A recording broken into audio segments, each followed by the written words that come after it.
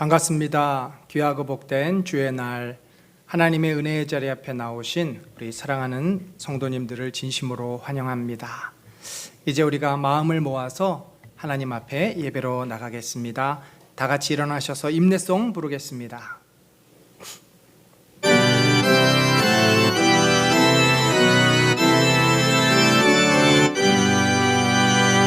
다 찬양하여라 전능한 창조의 주님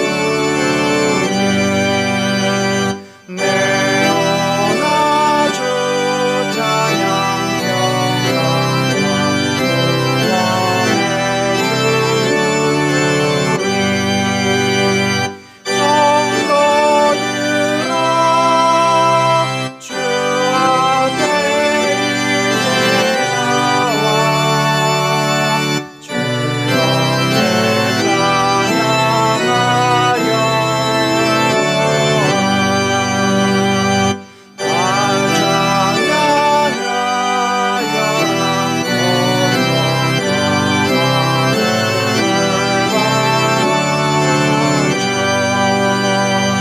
이 세상 만물이 주 앞에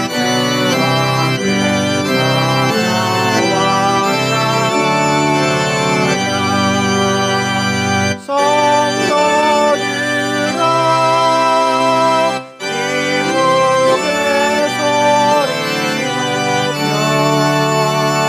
높여 영원히 찬양하여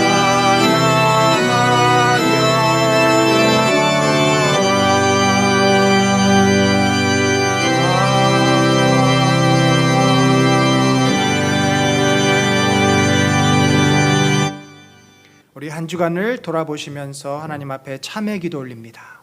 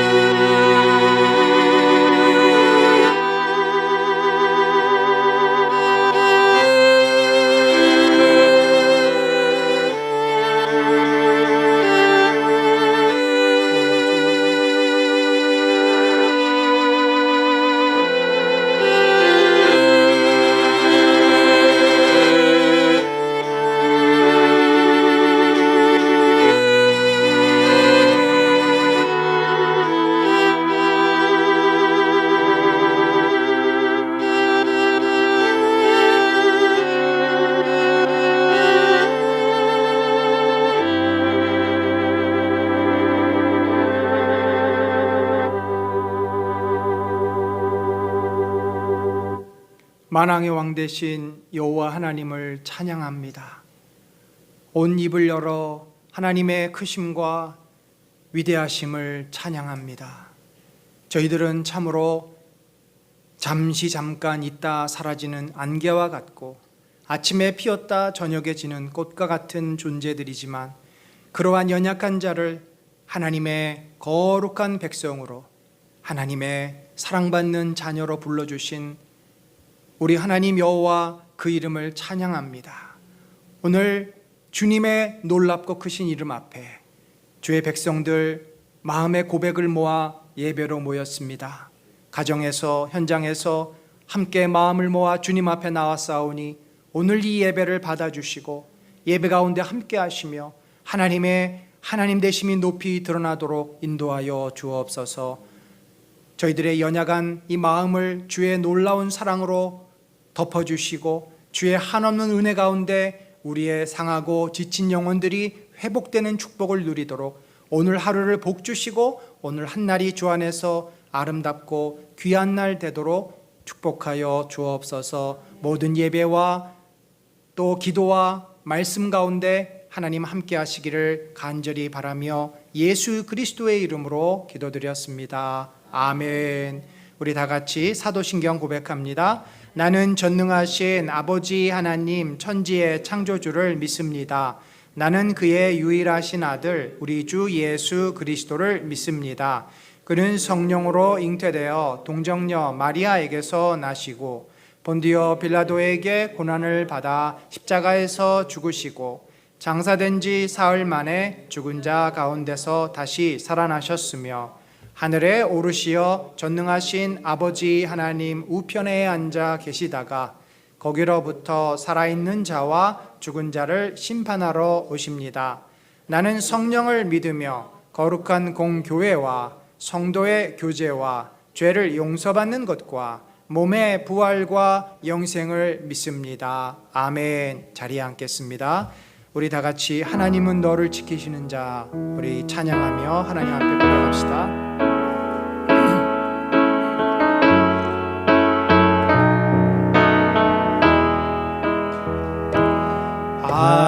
하나님은 너를 지키시는 자, 너의 우편에 그늘 대시니 낮의 해와 밤의 달도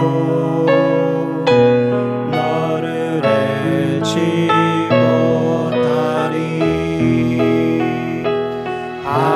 하나님은 너를 지키시는 자, 너의 환난을 면케하시니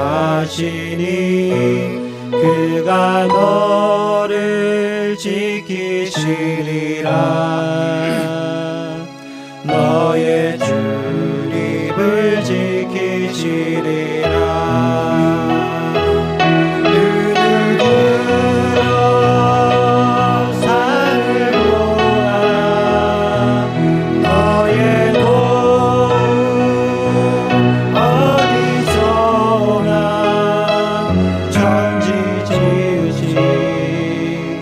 너를 만드신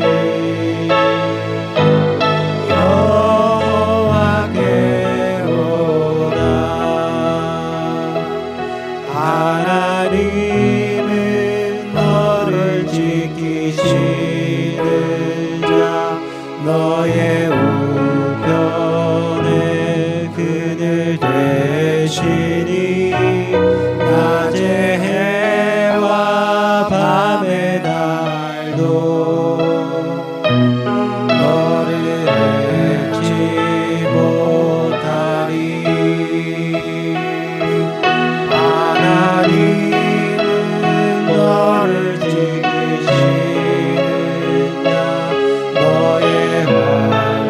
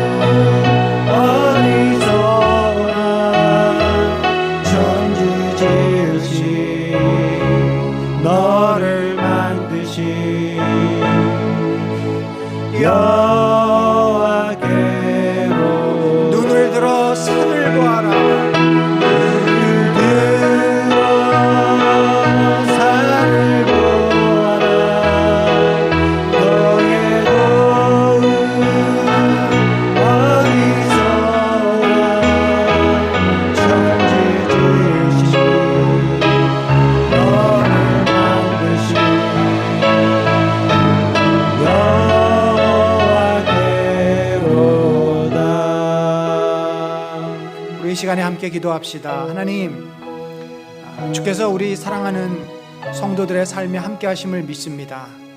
그러나 우리 성도들의 삶에 크고 작은 여러 가지 어려움들이 있습니다. 아픔이 있고 고난이 있고 참 우리가 헤쳐나가야 될 인생의 수많은 짐과 문제들이 우리에게 있습니다. 우리가 누구를 의지할 수 있겠습니까? 우리가 누구를 바라볼 수 있겠습니까? 오로지 주님 바라봅니다. 주여, 주님이 찾아오셔서 우리를 도우시고 인도하여 주옵소서. 우리 같이 기도합니다. 하나님 아버지, 주의 도우심과 주님의 구원하심과 주님의 역사하심을 생각합니다. 하나님 아버지, 저희가 우리를 온전히 지켜주시고 해주시옵소서. 우리를 구원하여 주옵소서. 우리의 언약함을 하시는 주님이 우리를 그 힘들고 어려운 고난에서 건져주시고 이 위기에서 벗어날 수 있도록 우리를 새롭게 하여 주옵소서. 하나님의 은혜가 우리를 만지시기를 소망합니다. 하나님의 도우심이 우리를 온전히 회복시켜주시기를 소망합니다. 주여, 우리가 언제 하나님의 놀라운 능력을 더해주시고 겸손과 아버지의 은혜를 주님 바라보니 주여 역사하시고 말씀하시고 나타나시고 구체적으로 당신의 능력을 드러내주시옵소서. 오, 하나님의 영광을 구합니다. 하나님의 능력을 구합니다. 은혜를 구합니다. 주여, 응답하시고 함께 하시며 역사하여 주시옵소서. 눈을 들어 산을 보아라. 너의 돈 어디서 오나. 천지 지으신 너를 만드신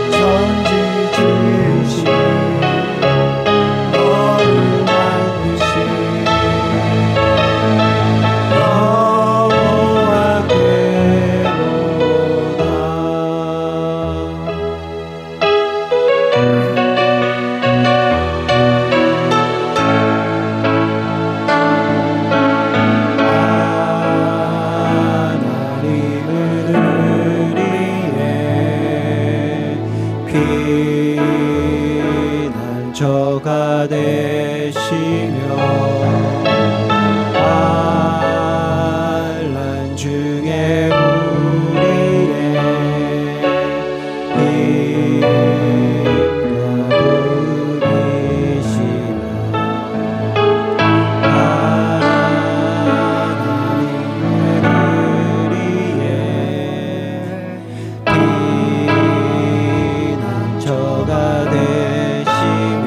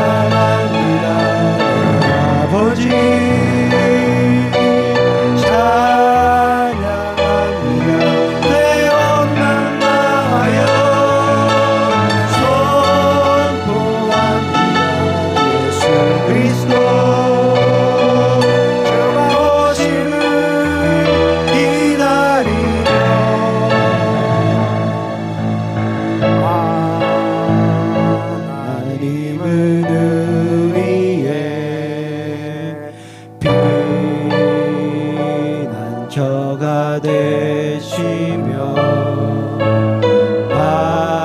환난 중에 우리의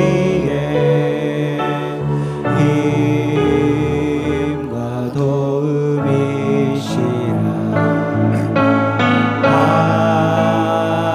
하나님은 우리의 피난처가 되시며 환난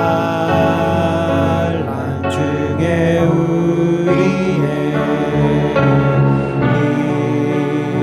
힘과 도움이시라.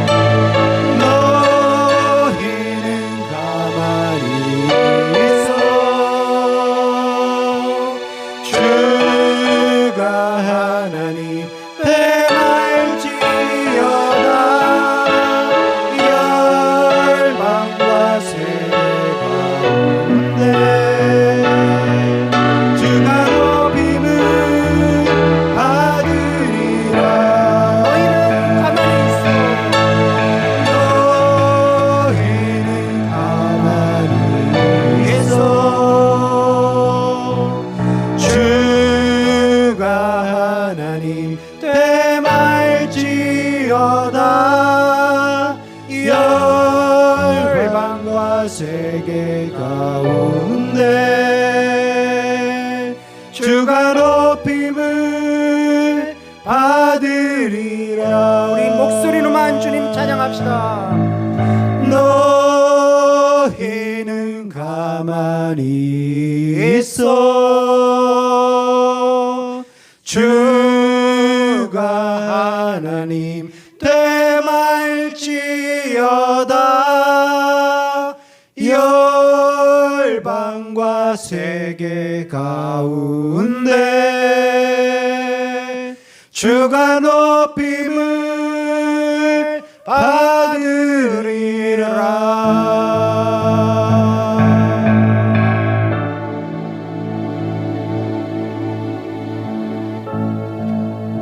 우리 시간에 기도합시다.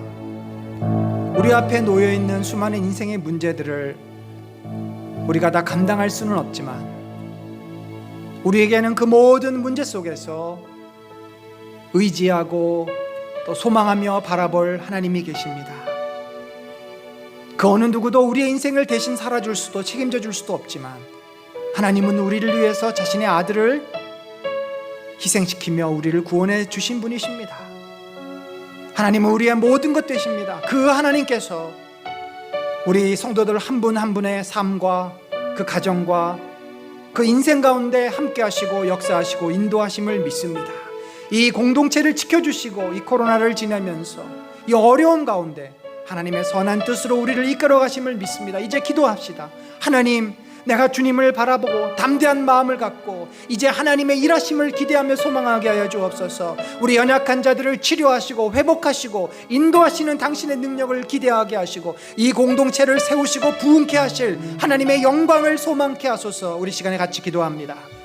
하나님 아버지, 주님의 놀라운 은혜와 주님의 역사하심과 일하심을 소망하며 기대합니다. 저희들은 연약한 자이지만 하나님께서 놀랍게 저희들을 통하여서 인도하시고 이끄시고 역사하심을 믿습니다. 당신의 행하심과 당신의 역사하심과 당신의 능력을 온전히 우리가 소망합니다. 아버지께서 우리를 강하고 담대케 하셔서 이 모든 환난과 어려움과 위기에서 우리를 건져주시고 새롭게 하시며 그 능력으로 우리를 강하게 하셔서 이 모든 어려움에서 벗어나며 하나님에게 영광과 존귀와 찬송을 돌리게 하여 주옵소서.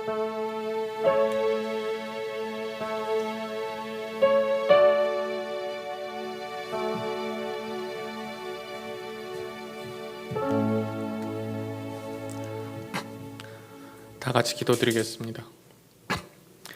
사랑의 주 하나님, 은혜를 감사드립니다.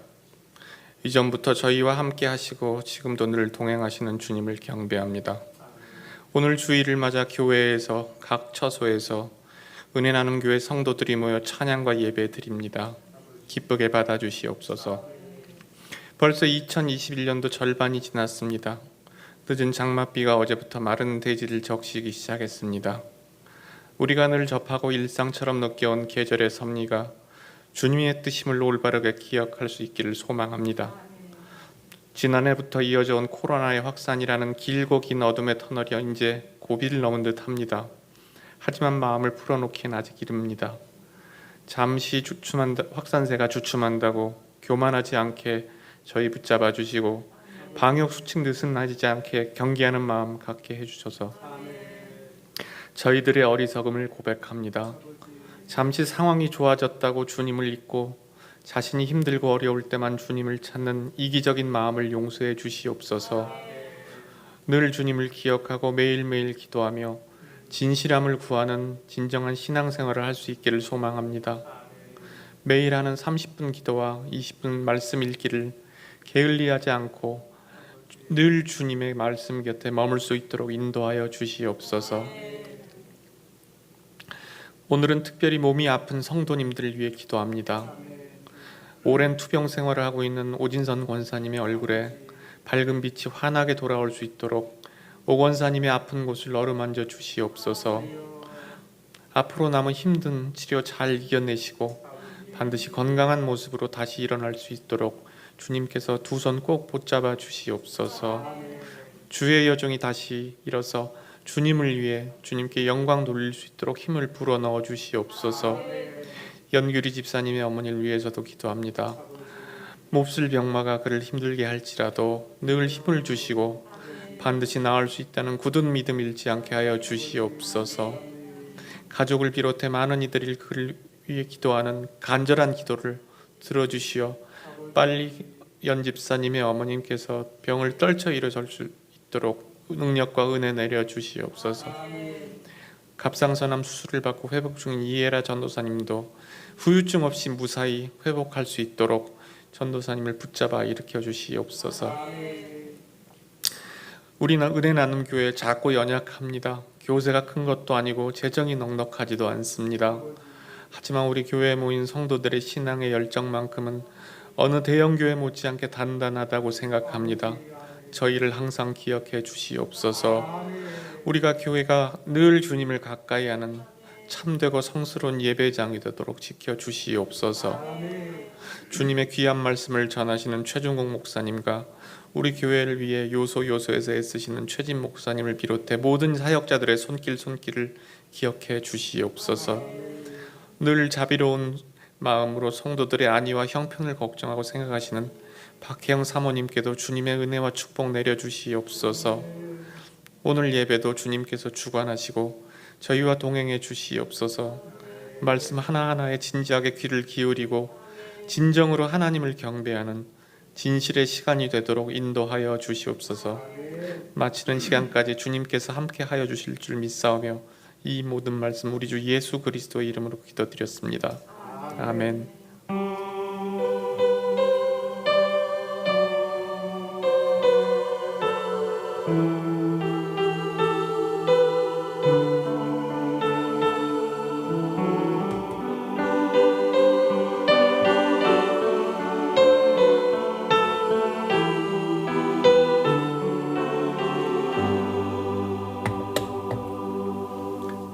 이제 우리 그 자리에서 일어나셔서 헌금 봉헌하겠습니다.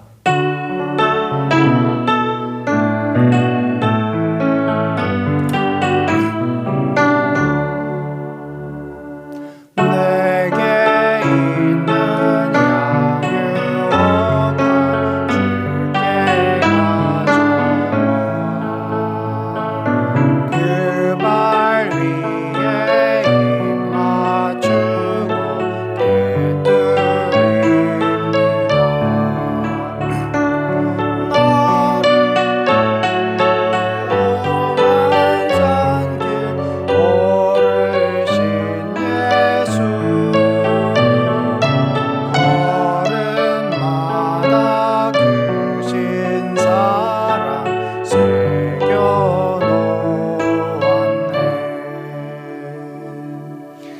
아버지 감사합니다.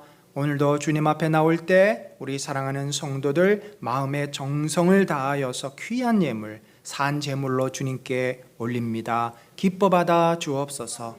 이 코로나 시기가 우리를 참 여러 가지로 짓누르고 힘들게 하지만 그 속에서도 주의 백성들을 지켜주시고 보호하시니 감사합니다. 주여, 주님의 은혜가 형통함이 사랑하는 성도들 그 삶의 일터에 떠나지 않게 하셔서 늘 여호와의 보살핌과 은혜 가운데 사는 복된 인생들 되도록 인도하여 주옵소서. 모든 것을 감사하오며 예수 그리스도의 이름으로 기도드렸습니다. 아멘. 자리에 앉겠습니다.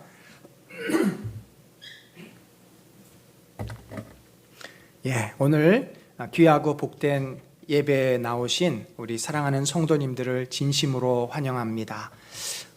또 가정에서 영상으로 예배에 참석하신 분들에게도 하나님의 놀랍고 크신 동일한 은혜가 늘 넘치기를 간절히 축원합니다.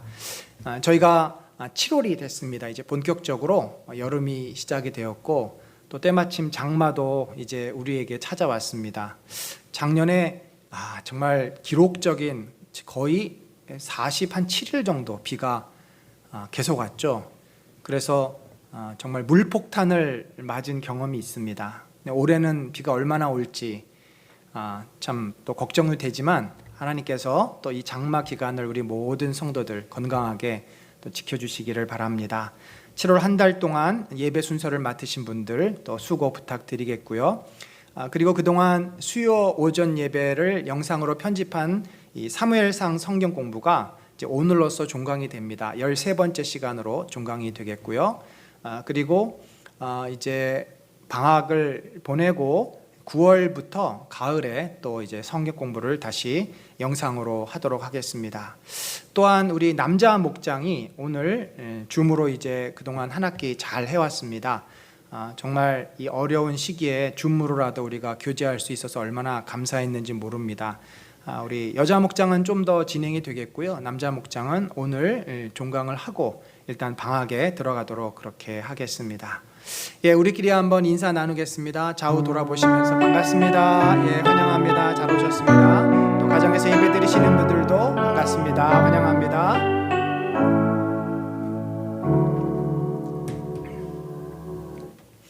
오늘 우리에게 주실 하나님 말씀은 하나님을 신뢰하고 하나님께 소망을 두라. 시편 31편 1절로 3절을 우리가 같이 교독하고 마지막 절은 같이 읽습니다. 제가 먼저 읽습니다. 여호와여, 내가 주께 피하오니 나를 영원히 부끄럽게 하지 마시고 주의 공의로 나를 건지소서.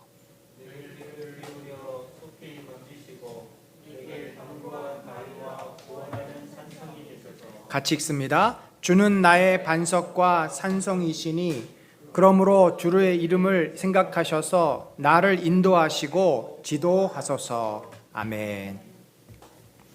여러분, 올해는 정말 유난히 우리 성도들의 가정에 어려움이 좀 많았던 것 같습니다. 아마도 이 코로나가 이렇게 2년 동안 장기화되면서 나타나는 현상이기도 한 것 같습니다. 우리 평생에 이렇게 이 팬데믹이라고 하는 전염병을 이런 오랜 기간 동안 경험해 본 적이 없죠. 그러다 보니까 직장에서도 어려움이 있고 가정적으로도 여러 가지 어려움이 있고 특별히 우리 성도들 가운데 또는 그 가족들 가운데 건강에 문제들이 있는 분들이 참 많아졌습니다. 아마 올해가 그 어느 때보다도 가장 그런 문제들이 많이 발생한 한 해가 아닌가 생각을 해봅니다. 우리는 크고 작은 어려움을 겪으면서 이런 질문을 하게 됩니다. 아니 하나님, 제가 하나님 열심히 잘 믿고 있는데 왜 저에게 이렇게 어려운 일이 생깁니까? 하나님, 제가 이 문제를 해결해 달라고 기도했는데 왜 하나님 기도에 응답해 주시지 않습니까? 당연히 고난을 겪거나 어려움을 만난 성도가 하나님 앞에서 하게 되는 질문과 기도일 것입니다. 그런데 여러분, 우리가 이러한 문제 앞에서 우리가 깨달아야 될 중요한 진리가 있습니다. 고난이라고 하는 대상은 친구가 없습니다. 고난은 그 어느 누구도 예외가 없습니다. 그는 모든 사람에게 찾아옵니다. 많이 가진 자나 적게 가진 자나 또 사회적인 지위와 신분이 높은 자나 신분이 없이 평범하게 사는 모든 인생에게 고난은 예고 없이 찾아옵니다. 사실 하나님의 자녀라고 해서 이 고난이 피해가지 않습니다. 오히려 이 죄 많은 세상에서 우리가 하나님의 자녀답게 살려고 하면 오히려 더 많은 어려움과 위기를 만나게 될 수도 있습니다. 여러분, 우리는 그래서 질문을 합니다. 우리가 이 고난을 만났을 때 하나님, 어떻게 내가 이 고난을 감당해야 되겠습니까? 어떻게 이 고난을 피할 수 있겠습니까? 우리는 오늘 성경의 수많은 인물 가운데 젊은 시절을 거의 고통과 괴로움 속에서 보냈던 위대한 시인 다윗의 시편을 통해서 그가 그 고통의 시간, 고난의 상황 속에서 어떻게 하나님 앞에 섰고 그 문제를 어떻게 극복해 갔는지를 살펴보면서 우리도 이 각자에게 찾아오는 또 우리 공동체에게 찾아온 수많은 어려움들을 믿음으로 잘 헤쳐나가기를 소망합니다. 우리가 이 시를 이해할 때는 먼저 시의 구조를 잘 살펴보는 것이 굉장히 중요합니다. 여러분, 그 전에 이제 국어 시간에 국어를 좋아하시는 분들이 있겠지만 또 많은 분들은 국어를 잘 못하고 싫어하는 분들도 있겠죠. 이 시를 공부하는 시간이 되면 도대체 이 소리가 저 소리 같고 저 소리가 이 소리 같고 시라는 것은 참 난해한 부분이 있는 그런 거 아니겠습니까? 그래서 시를 이해하기 위해서, 시를 잘 알기 위해서는 구조, 도대체 시가 어떤 내용으로 되어 있는지 구조를 알면은 훨씬 시가 쉬워집니다. 그래서 우리가 이 다윗의 이 시를 이해할 때 제일 먼저 요 31편이 의외로 좀 길어요. 1절에서 24절까지 있습니다. 이 구조를 볼 때 1부와 2부로 나누게 됩니다. 그래서 1부는 다윗이 자신이 처한 그 현재의 문제를 하나님 앞에 고백하면서 간구하는 구원의 기도의 내용이고, 아울러서 그렇게 기도할 수 있는 그의 마음의 태도, 곧 믿음을 고백하는. 그러니까 여러분 앞에 보시면은 AB, A-B, A2, B2 이렇게 어떻게 보면 병렬 구조로 되어 있습니다. 구조가 굉장히 단순합니다. 3번 반복해서 다윗이 이런 이제 표현을 하고 있는데, 그러니까 A보다 A-는 좀 더 심화가 되겠고 A2-는 더 심화가 되는, 갈수록 그의 기도의 강도가 세지고 그의 표현이 더 깊어지는 이제 그런 구조로 되어 있습니다. 이 빨간색으로 표현한 A에서는 그가 현재 당하는 고난에서 건져주시기를 기도하는 내용입니다. 그리고 그 바로 밑에 있는 B, 파란색은 과거에 하나님의 그 구원하시는 그 구원을 근거로 해서 하나님을 향해서 그가 믿음을 고백합니다. 그러니까 하나님, 나를 이 위기에서, 고난에서 건져주시옵소서. 왜냐하면 나는 당신이 과거에도 나를 구원해 주셨고 지금도 나를 구원해 주실 분임을 내가 믿기 때문입니다. 하나님께 간구만 하는 것이 아니라 하나님에 대한 믿음의 고백을 같이 하고 있습니다. 자, 이렇게 1부를 마치면 이제 2부, 이제 뒷부분 20절에서 24절까지가 이 시의 마지막 뒷부분인데, 이 부분은 어떻게 보면 결론부라고 볼 수 있습니다.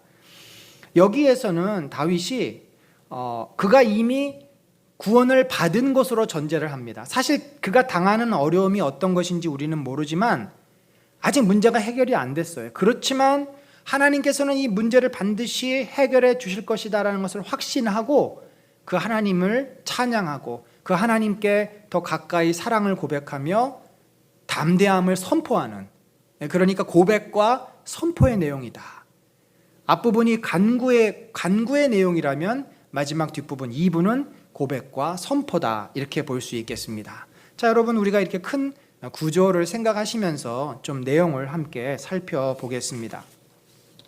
자, 첫 번째, 이 현재의 고난에서 벗어나기를 이제 간구하는 내용이죠. 첫 번째 A과 B의 내용을 함께 봅시다.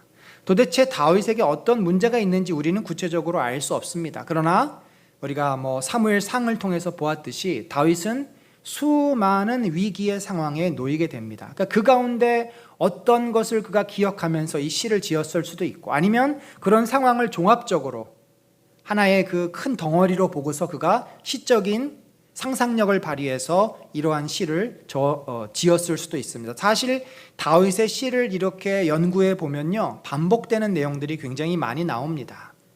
다윗의 시가, 여러분 시편 150편이 전부 다윗의 시가 아닙니다. 그 안에는 솔로몬의 시도 있고 고라자손의 시도 있고 여러 시들이 있는데, 다윗이 지었던 내용들, 특별히 탄원시라 그러죠. 하나님의 구원을 간구하는 탄원시들은 사실은 정서가 이렇게 비슷한 것들이 많아요. 왜냐하면 그가 경험했던 사건들이 동일하지 않습니까?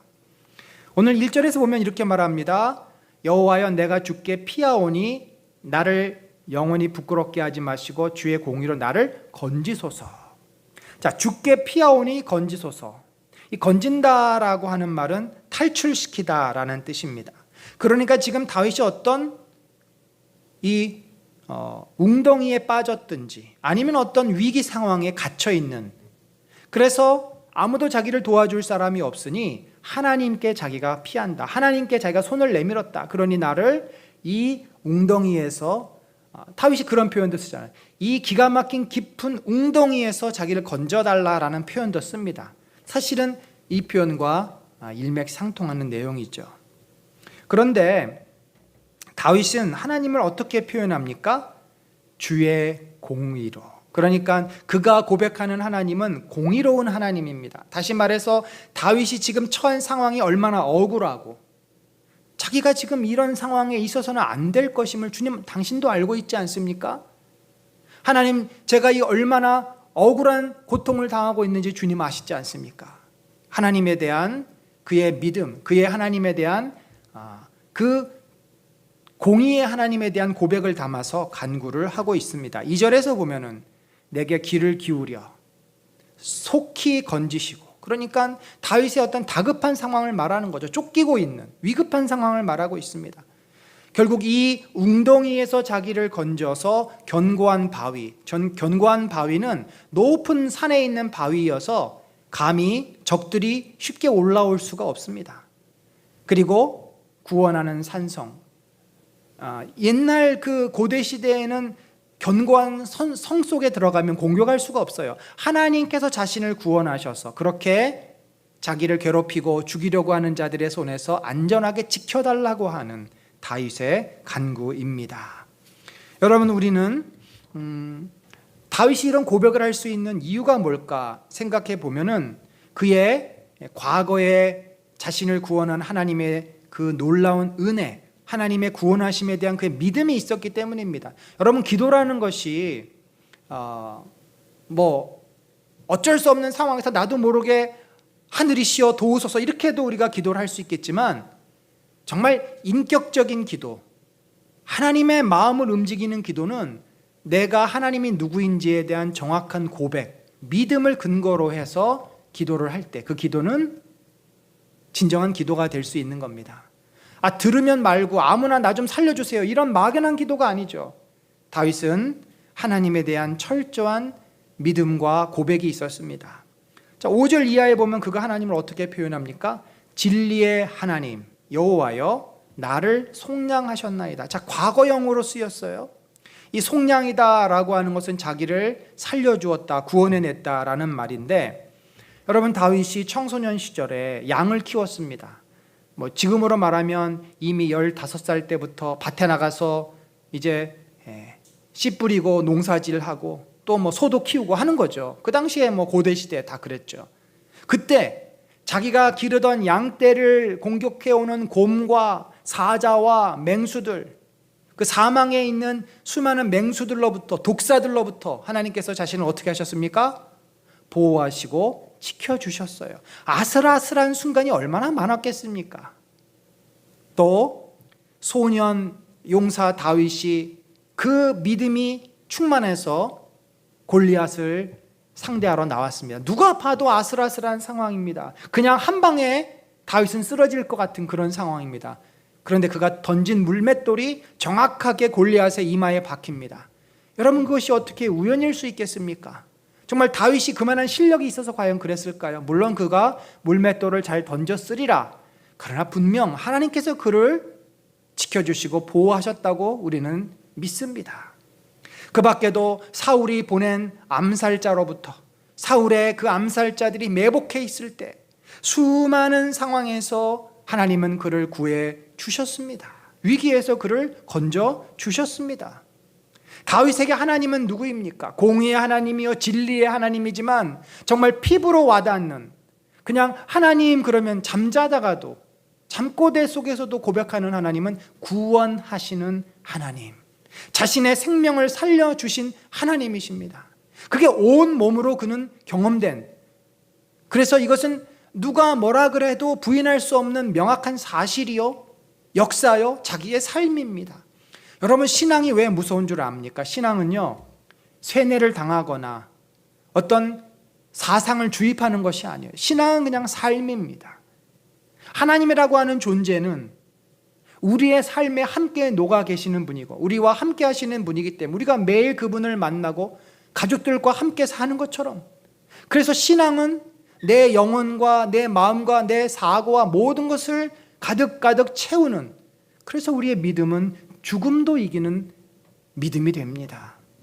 여러분, 하나님은 여러분에게 어떤 분이십니까? 여러분을 구원하신 주님이십니까? 이 구원에 대한 확신을 우리들이 가질 때 그 기도는 더 능력이 있습니다. 뿐만 아니라 다윗은 이어서 이렇게 말합니다. 내가 나의 영을 주의 손에 부탁하나이다. 여호와를 의지하나이다. 여러분, 자신의 생명, 이 영은요 생명을 말합니다. 생명을 주의 손에 부탁한다. 이것은 굉장한 믿음 아닙니까? 우리 주 예수 그리스도께서 십자가에서 죽으실 때 하늘을 바라보시면서 아버지여 내 영혼을 아버지의 손에 맡기나이다, 그렇게 고백하시고 최후를 맞이하십니다. 이제 자신은 저 수월로 죽음으로 떨어져야 합니다. 도저히 있을 수 없는 일입니다. 창조주 하나님이 어떻게 죽음의 그 수렁에 빠질 수 있습니까? 그 정말 도저히 있을 수 없는, 앞을 알 수 없는 상황에서 예수님은 하나님을 신뢰하고 자신의 운명, 자신의 앞으로의 그 모든 것을 하나님께 맡기는 거죠. 사실 다윗이 사울에게 쫓기면서 내일이 없어요. 다윗은 내일 내가 어떻게 될지 모르는 거예요. 누가 그걸 보장해 줍니까? 밤에 자다가 암살자들이 덮쳐서 자기를 죽일 수도 있는 거고, 그리고 광야에서 걸어가다가 날아오는 화살에 맞을 수도 있는 거고, 언제 어떻게 될지 모르는 그의 운명, 정말 생명이 나의 손에 있지 않고 하나님의 손에 있다라는 것이 다윗의 진정한 고백이었을 것 같습니다. 그만큼 그는 늘 위기 상황 가운데 놓여 있었습니다. 이러한 고백, 이러한 하나님을 온전히 신뢰하는 믿음이 있었기 때문에 그의 기도는 가볍지 않습니다. 그의 기도는 목숨을 건 기도와도 같습니다. 그가 이렇게 과거의 하나님의 구원하심을 확신하며 현재도 내가 하나님을 신뢰합니다라는 이 고백이 있다 보니까 어려운 상황 속에서도 그는 기쁨을 잃지 않습니다. 다윗이 확신하는 것은 뭐냐면요, 아직 자기가 안전한 곳으로 피하지 못했습니다. 여전히 그는 광야에 있고 여전히 굴에 숨어 있고 여전히 도망다닙니다. 그런데 그의 고백이 이런 것이 있어요. 여기 7절에 보니까 내가 주의 인자하심을 기뻐하며 즐거워할 것은 주께서 나의 고난을 보시고 환난 중에 있는 내 영혼을 아셨다.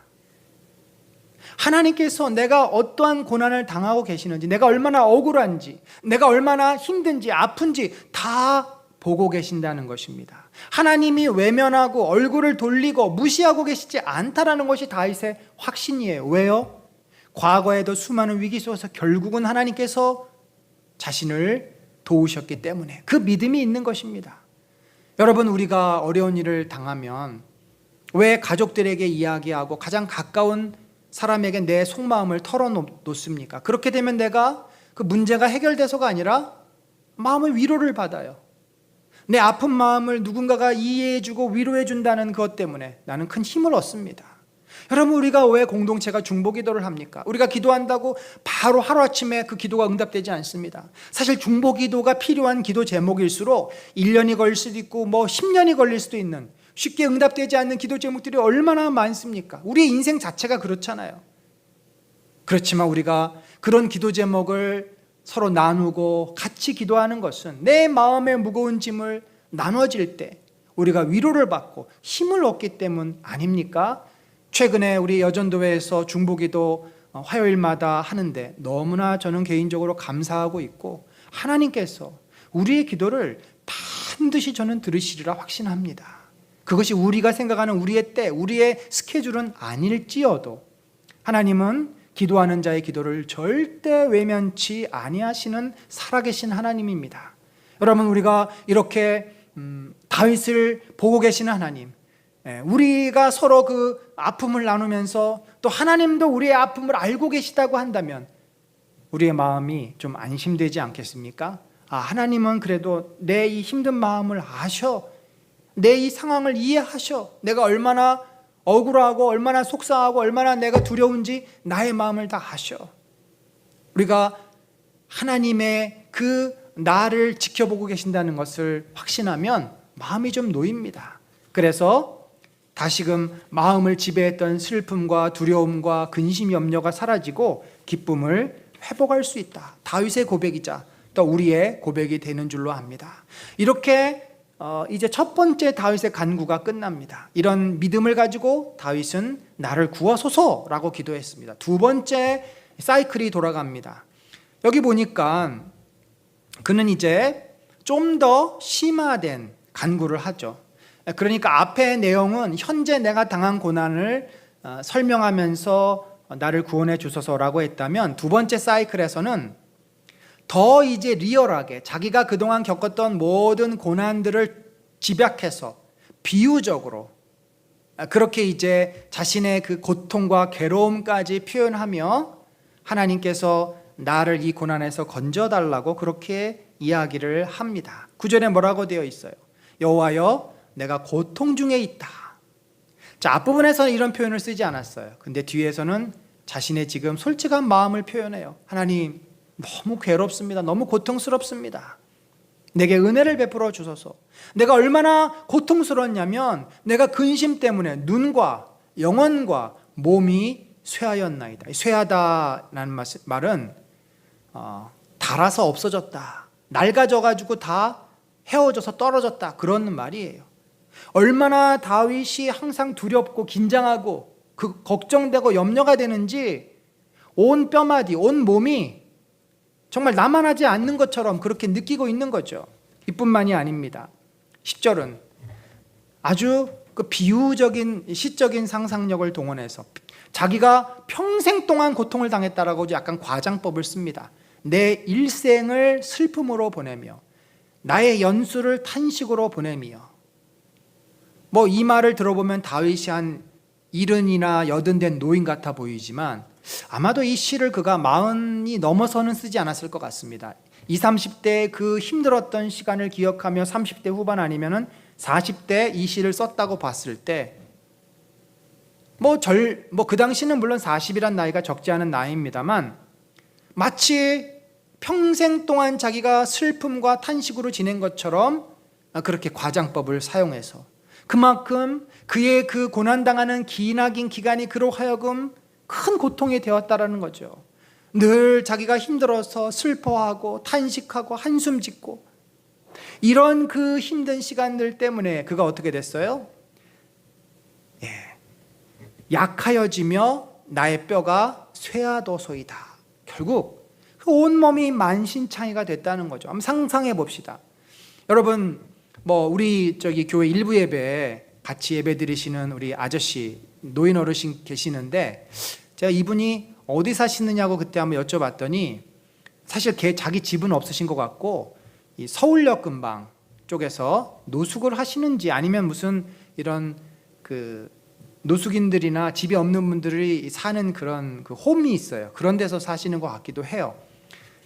그런데 어쨌든 저희 교회 이렇게 이제 좀 구제를 바라고 오시는 분들, 그분들만 해도 굉장히 깨끗하고 잘 씻고 하시는 것 같습니다. 근데 가끔씩 정말 노숙인들이 몇 분씩 오시는 분들이 있는데, 우리가 일반적으로 지하철이나 뭐 이런 데서 노숙하는 분들만 봐도 참 몰골이 말이 아니잖아요. 근데 광야에서 10년이 넘게 도망자 생활을 하고 있으니 다윗이 어떤 모습을 가졌겠습니까? 상상할 수 없는 모습이죠. 그야말로 거지 중에 상거지고 꾀죄죄하기를 이루 말할 수가 없고, 못 먹고 못 입고 제대로 씻지도 못하고, 뭐 그러니 그가 온몸 뼈마디가 정상이겠습니까? 그러는 자신의 이 마음뿐만 아니라 몸도 이렇게 고통스럽다고 얘기했을 뿐만 아니라 더 그가 괴로웠던 것은, 여기 11절 이하에 보면은 자기의 주변의 사람들이 다윗을 가만히 내버려 놓지 않습니다. 사람들은 항상 주변 사람들에 대해서 이야기하기를 좋아합니다. 다윗이 얼마나 자기들의 대적들 혹은 또 친구들, 이웃들이 비방하는지 13절에 이렇게 되어 있습니다. 내가 무리의 비방을 들었으므로 사방이 두려움으로 감싸였나이다. 아마도 사람들이 계속해서 사울이 다윗을 죽이려고 하는 모습을 보면서 저가 분명히 뭔가 잘못했을 거야, 뭔가 죄를 지었으니까 사울이 저를 잡으려고 하지. 요즘 우리가 정치판에서 난무하는 흑색 선전을 봅니다. 뭐 지금도 우리가 정치하는 사람들 사이에서도 이렇게 서로 비방하고 말도 안 되는 소리들이 왔다 갔다 하는데, 당시에 다윗을 향한 비난의 목소리가 얼마나 컸던지, 그는 마음과 몸이 만신창이가 되어서 하나님께 나를 구원해 달라고 간구하고 있습니다. 여러분, 사실 다윗은 잘 알고 있어요. 그가 하나님의 이 기름 부음 받은 자로서, 하나님의 백성으로서 하나님 말씀 순종하며 사는 것이 얼마나 어렵다라는 것을.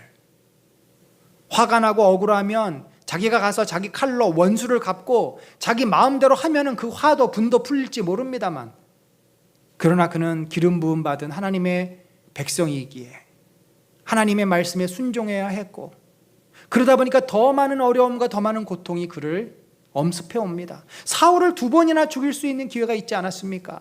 그 2번째 중에 첫 번째는 못했다면, 2번째라도 그가 사울을 죽였으면 더 이상은 이 고통과 고난을 당하지 않았을 텐데, 그는 하나님의 뜻이 아니기 때문에 끝까지 하나님을 신뢰하며 견디는 그런 삶을 살았습니다.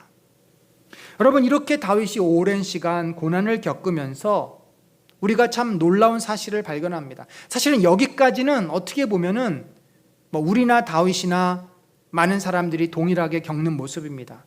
누구든지 고난은 겪을 수 있고, 고난이 찾아오면 당연히 하나님을 신뢰하고 하나님께 기도합니다. 거기까지는 다 우리가 할 수 있어요. 그런데 다윗의 위대함이 바로 이 대목에서 나온다고 저는 봅니다.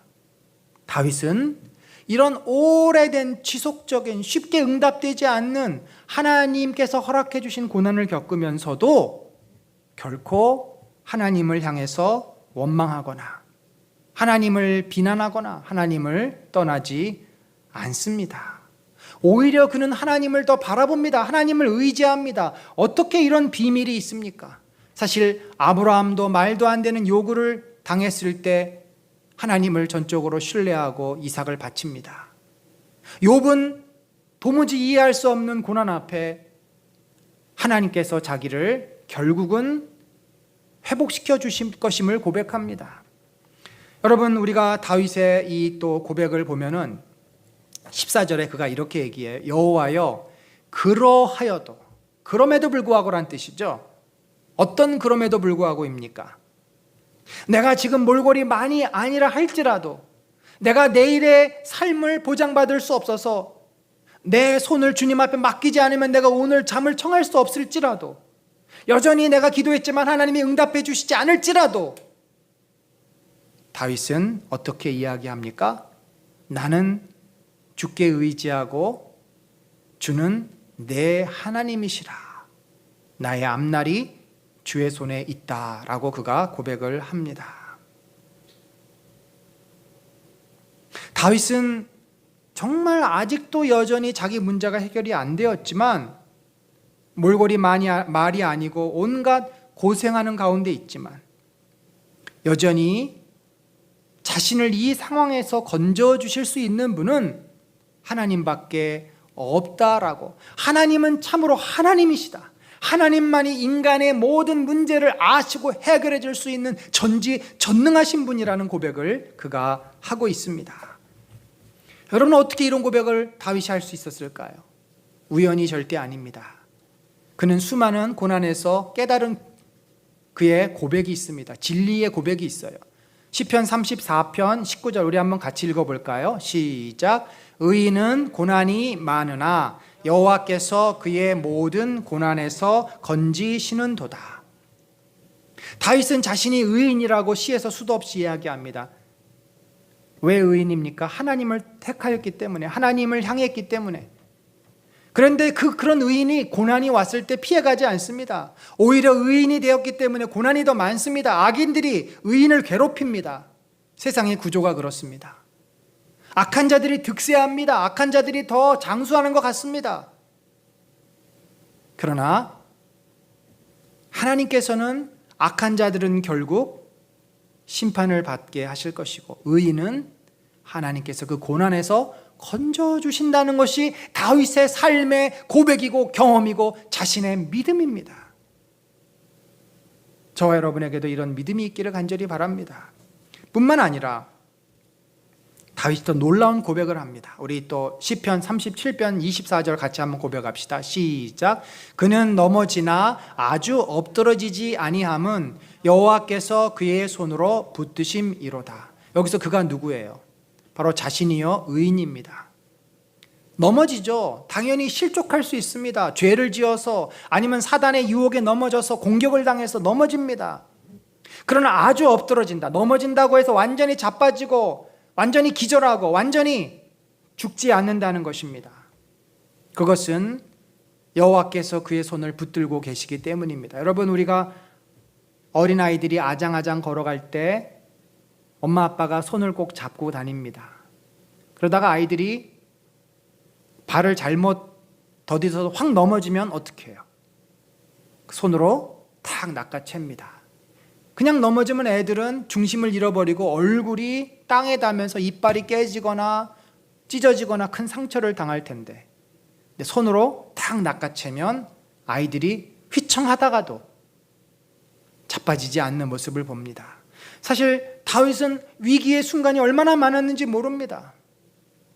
그가 아기스에게 도망가서 그 옆에 있는 부하들이 다윗을 의심의 눈으로 바라보니까 어떻게 했어요? 처음은 미친 척하고 벽을 긁고 도망쳐서 겨우 살아났지만 나중에는 우리말로 빼박이라 그러죠. 빼도 박도 못하는 상황이 됩니다. 아기스 밑으로 부하들을 데리고 갔기 때문에 이제는 아기스의 용병이 되어서 이스라엘과 싸워야 되는, 자기의 동족을 죽여야 되는 아주 어쩔 수 없는 상황에 놓입니다. 그런데 그때 하나님께서 그에게 피할 길을 주십니다. 그의 기도를 들으셔서 이번에도 가드 말고 다른 블레셋 도시국가 장군들이 아기스를 이제 방해하며 막습니다. 어떻게 다윗과 우리를 함께 전장에 나가게 하느냐. 그들의 반대로 겨우 다윗은 전투에서 빠지고 더 이상 이스라엘 백성과 싸우지 않아도 되는 상황에 놓이게 됩니다. 위기에서 벗어난 거지요. 그리고 집에 돌아왔더니 어떻게 됐습니까?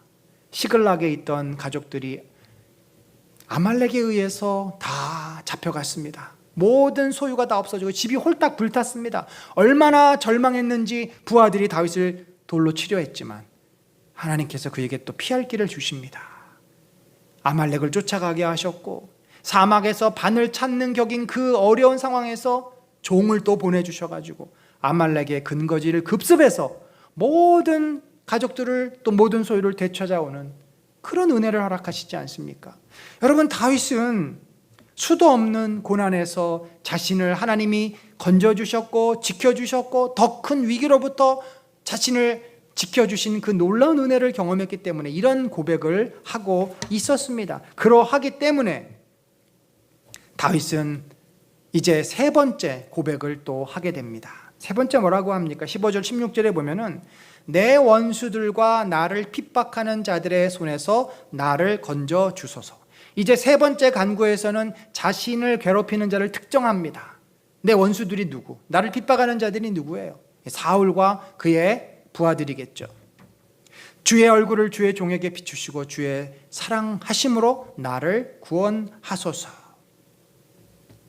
그러면서 그의 이 믿음의 고백은 더 놀랍습니다. 여전히 다윗은 지금 이 문제에서 보호를 받지 못합니다. 문제가 해결되지 않았습니다. 그런데 그가 이제는 하나님의 나를 구원해 주시고 도와주실 것을 확신하면서 이렇게 고백합니다. 19절에 주를 두려워하는 자를 위하여 쌓아두신 은혜, 곧 주께 피하는 자를 위하여 인생 앞에 베푸신 은혜가 어찌 그리 큰지요. 하나님, 당신이 저에게 베풀어 주실 그 놀라운 은혜로 인해서 내가 감사하나이다. 아직 은혜가 임하지 않았어요. 아직 구원해 주지 않으셨어요. 그러나 하나님, 나를 구원해 줄 것을 내가 확신합니다. 그리고 당신의 그 은혜를 감사합니다.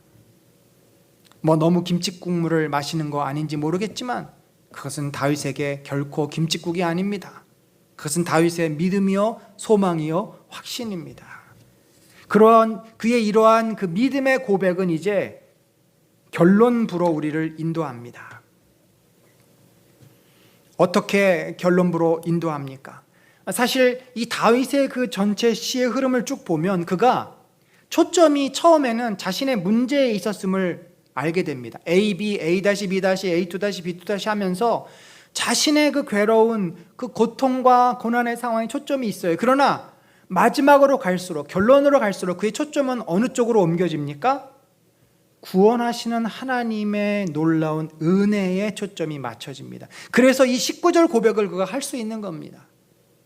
여러분, 우리가 사실 상황은 똑같은데 어느 시각을 갖느냐에 따라서 현실을 해석하는 게 완전히 서로 달라지죠. 한쪽은 앞으로 자기에게 다가올 큰 두려움과 자기에게 다가올 고통 때문에 절망하는 사람이 있을 수 있고, 또 한쪽은 지금 상황은 바뀐 것이 아무것도 없지만 앞으로 해결될 그 날을 소망하며 그 극복될 것을 기대하며 소망 가운데 감사할 수 있는 것입니다.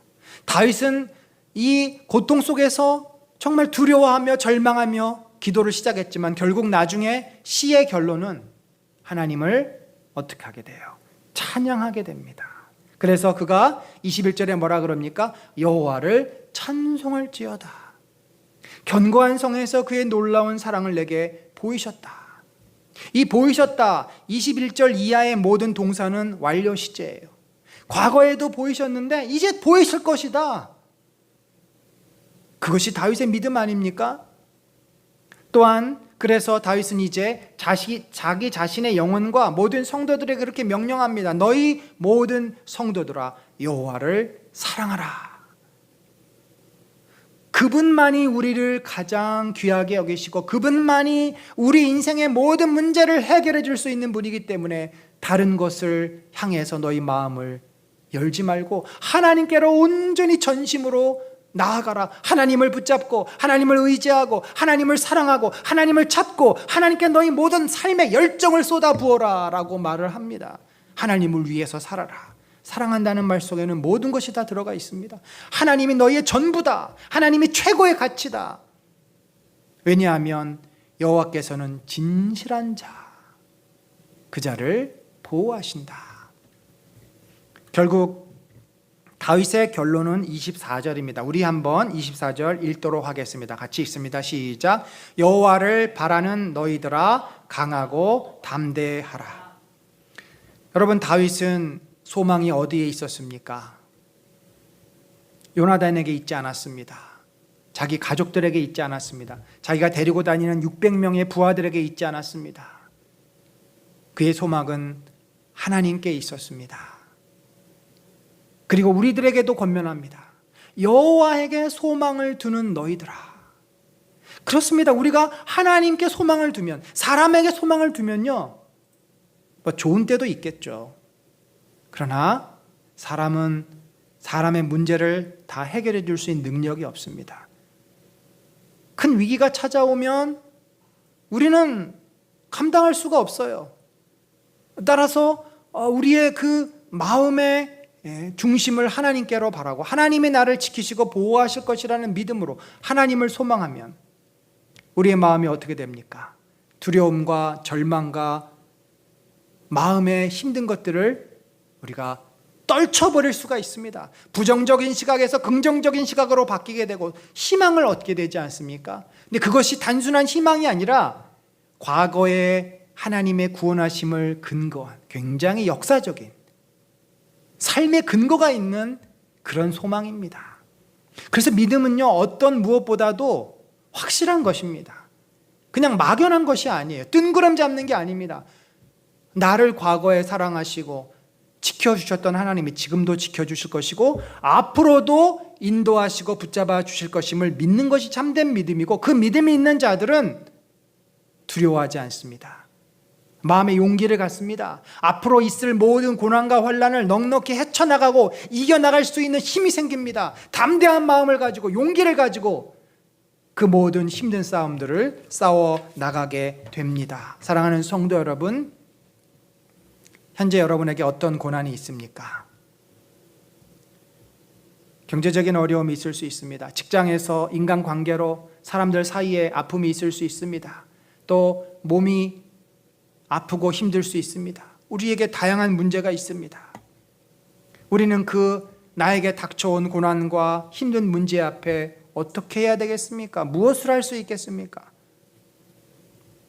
여러분, 우리 마음속에 불쑥불쑥 원망이 올라옵니다. 하나님 왜 이러십니까? 하나님 나에게 어떻게 이러실 수 있습니까? 그러나 우리가 그 마음이 올라올 수는 있지만 그 마음에 우리가 져서는 안 됩니다. 그 마음은 떨쳐버리고 이겨야 합니다. 그렇게 하나님을 불신하고 부정적인 시각을 가지면 우리는 이 현실을 감당해낼 수가 없습니다. 우리의 마음을 부정적인 생각이 흔든다면 그것들을 이겨내고 하나님의 구원하시는 역사를 우리들이 기억하며 그 하나님의 은혜를 확신하고 소망을 가지십시다. 다윗이 고백했던 것처럼 우리 마음을 강하게 하고 담대한 마음으로 저와 우리 모두 사랑하는 성도들의 삶에 닥쳐올 이 고난과 환난과 어려움들을 두려워하지 말고 맞서 싸우며 그 폭풍을 뚫고 나갔을 때 찬란한 해와 맑은 공기가 산뜻한 바람이 우리를 맞이해 줄 줄로 믿습니다. 우리에게는 서로를 위해서 격려하는 기도의 공동체들이 있습니다. 서로 마음을 나누며 협력하며 같이 기도하며 이 모든 힘들고 어려운 문제들을 이 코로나의 위기가 올해 끝날지 내년까지 갈지 우리가 알 수 없습니다만 하나님께서 우리를 이 어둠 가운데서 뚫고 나갈 때까지 또 그 이후라도 지키시고 보호하실 것을 확신하며 우리 모든 믿음을 가지고 감당해 나가시기를 간절히 축원합니다. 우리 잠깐 같이 기도합니다. 우리 기도할 때 하나님, 참 우리의 연약함을 아시는 주님, 참 내가 두렵고 또 염려가 되기도 합니다. 앞으로 이 문제를 어떻게 풀어가야 되나. 그렇지만 하나님께서 우리를 분명히 보고 계시고 지켜주시고 인도해 주실 줄 믿습니다. 그 믿음으로 내가 두려워하지 아니하고 담대함을 가지고 용기를 가지고 이 문제를 헤쳐나가게 하시고 풀어나가게 하시고 결국은 이기며 승리하며 극복하게 하여 주시옵소서. 우리 같이 기도하겠습니다. 아버지 하나님, 주님의 놀라운 은혜와 주님의 형통의 하심과 인도하심을 믿습니다. 당신이 우리를 새롭게 하시고 영광 중에 이끌어 가심을 믿습니다. 하나님의 놀라운 은혜와 능력을 아버지여 소망합니다. 우리로 하여금 모든 환난과 어려움을 이기게 하여 주옵소서. 우리로 하여금 모든 고통을 벗어나게 하여 주옵소서. 하나님의 능력이, 하나님의 크신 은혜가 아버지 모든 것을 감당케 하시고 아버지여 정말 믿음으로 주님 바라보고 이겨내는 귀한 주의 자녀들이 되도록 이끌어주시고 하나님의 영광 가운데 저희를 함께 하시고 크신 은혜로 인도하여 주시옵소서.